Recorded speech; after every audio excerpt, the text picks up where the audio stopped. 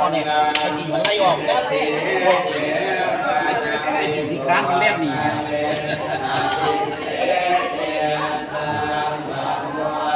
ดีตื่นฟ้าดีกว่าเดิมขีดที่เดียวก็เด็ดผมมันขีดก็ของคนแน่นก็ของคนแน่นก็หนักแล้วเลยเขาขีดเป็นที่นายางสุด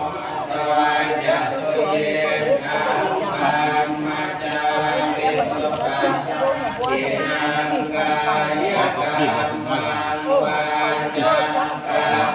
เจ้าว่าเขาขีดเขาบริเวณงานนั่นเองงานน้ำพ่อ